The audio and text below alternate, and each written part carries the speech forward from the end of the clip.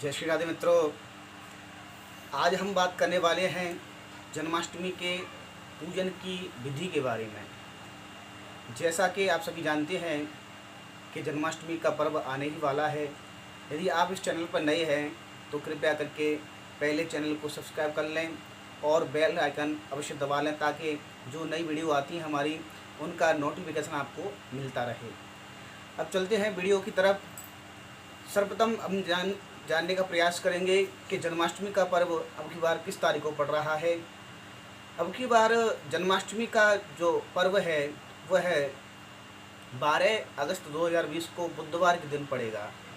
जैसा कि हम सभी को पता है कि भाद्रपद कृष्णा अष्टमी को यह पर्व मनाया जाता है और पूरे भारतवर्ष में यह उत्सव बड़े धूमधाम से मनाया जाता है। तो उसका क्या विधान है, किस प्रकार से उस दिन पूजा की जाती है, इसके बारे में आज हम इस वीडियो में चर्चा करेंगे। तो सबसे पहले हमारे पास में लड्डू गोपाल जी होने चाहिए। जैसा कि वीडियो में आप सभी देख पा रहे हैं, ऐसे एक लड्डू गोपाल हों। इनकी हमें आवश्यकता पड़ेगी क्योंकि इनके बिना हम पूजा नहीं कर सकते, या इनके स्थान पर शालिग्राम भगवान भी हम पूजा में रख सकते हैं। सबसे पहले हाथों में पुष्प लेकर के लड्डू गोपाल जी अर्थात विष्णु भगवान का ध्यान करना है। यदि आप पर कोई भी ऐसा मंत्र आता हो जो कि विष्णु भगवान का है, लक्ष्मी नारायण का है, उस मंत्र का आप उच्चारण करके उनकी प्रार्थना करें, उनका आवाहन करें। जैसे एक मंत्र मैं आपको सुनाने जा रहा हूँ, सुनिए ध्यान से। जैसे भागवत का ही एक मंत्र है, उसका प्रथम श्लोक, सच्चिदानंद रूपाय विश्वोत्पत्त्यादिहे तवे तापत्रय विनाशाय श्री कृष्णाय वयं नमः। यह जो प्रथम श्लोक है भागवत के महात्मा का, इस श्लोक में भगवान श्री कृष्ण की ही वंदना की गई है। ऐसे ही जिस मंत्र में भगवान श्री कृष्ण को नमस्कार किया जाए, उस मंत्र का हम उच्चारण करके भगवान श्री कृष्ण का आह्वान करें। आवाहन करने के बाद में उनके वस्त्र उतार करके सर्वप्रथम जल से स्नान करावें।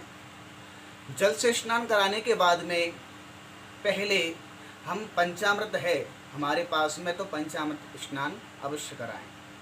पंचामृत के साथ साथ यदि हमारे पास में वो पंच जो गव्य हैं, जो पंचामृत हमने बनाया है, उनको भी हम अलग अलग प्रकार से अलग अलग विधि से एक पृथक पृथक से हम स्नान करा सकते हैं। जैसे सर्वप्रथम दूध का स्नान कराया जाता है, तो सबसे पहले लड्डू गोपाल जी के वस्त्र उतार करके और दूध की धार हम उन पर छोड़ें। फिर दूध पूरा डाल दें। दूध डालने के बाद में थोड़ा सा जल छोड़ें। फिर दूसरी बार उसके उपरांत दध का स्नान करावें। दध कहते हैं हिंदी में दही को। दही का स्नान करावें, उसकी भी धार बनावें। दध स्नान करने के बाद में कराने के बाद में पुनः जल से स्नान कराएं थोड़ा सा। दध स्नान कराने के बाद में फिर घृत स्नान करावें। घृत कहते हैं घी को। घी स्नान करावें घी से। फिर पुनः थोड़ा सा जल छोड़ें। उसके उपरांत मधु स्नान अर्थात शहद का स्नान करावें। शहद के स्नान के उपरांत पुनः थोड़ा सा जल छोड़ें। उसके उपरांत में शक्कर या बूरा हमारे पास में उपलब्ध हो तो इनमें से कोई भी एक वस्तु का स्नान अवश्य करावें। उसके बाद में पुनः जल छोड़ें। ये रहा पंचामृत, अलग अलग से पंचामृत का स्नान हो गया। उसके बाद में पांचों वस्तुओं को मिला करके पंचामृत बनावें और उसका पंचामृत से स्नान करावें। स्नान हो जावे तो पुनः गंधों तक स्नान भी होता है। जैसे केसर या चंदन मिला करके उसको पीस करके केसर मिश्र जो जल होता है उसका भी हम स्नान करा सकते हैं। और अंत में गंगा जल या शुद्ध जल से स्नान अवश्य करावें। स्नान कराने के बाद में शुद्ध वस्त्र से उसको साफ करें। फिर जो नवीन वस्त्र हैं हमारे लड्डू गोपाल जी के, जो आप वृंदावन से या अपने मार्केट से कहीं से लाए हैं, उनको वस्त्रों को धारण कराएं। उनको तैल लेपन करें या इत्र इत्यादि हो तो उसका भी उसकी सुगंध द्रव्य हम उनको प्रदान करें। फिर उनको आभूषण पहनाएं और आसन पर थोड़ी सी तुलसी के पत्ते छोड़ करके और लड्डू गोपाल जी को प्रतिष्ठित कर देवें, उनको बिठा देवें। फिर चंदन लगाएं उनके मस्तक पर, अक्षत छोड़ें।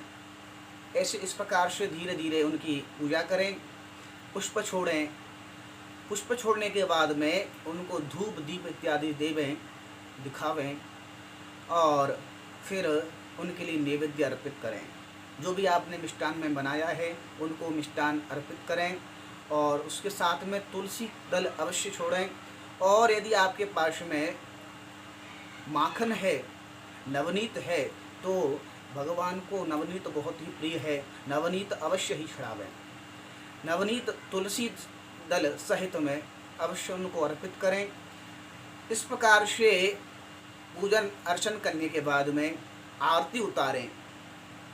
आरती आप पर जो भी बालकृष्ण लाल की आती है, नहीं आती तो कर्पूर गौरम करुणावतारम संसार सारम भुजगेंद्र हारम सदा वसंतम हृदयारविंदे भवम भवानी सहितम नमामि।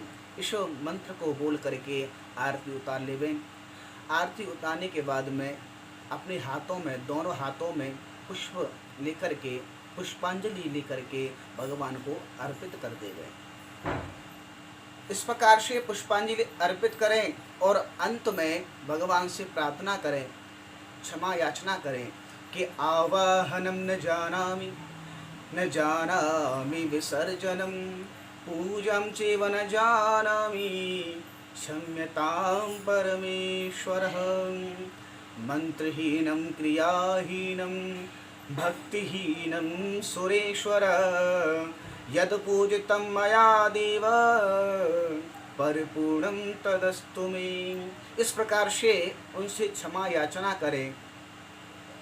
ये रही विधि जन्माष्टमी के पर्व पर किस प्रकार से पूजा की जाती है, इसके बारे में मैंने थोड़ा सा यह प्रयास किया आपको बताने का। यदि आपको यह वीडियो पसंद आए तो लाइक और शेयर अवश्य करें। यदि आपने अभी तक हमारा चैनल सब्सक्राइब नहीं किया है तो अवश्य ही चैनल को सब्सक्राइब कर लें। हम ऐसी ही वीडियो आपके सामने आपके लिए लाते रहेंगे। तब तक के लिए जय श्री राधे, जय श्री कृष्ण।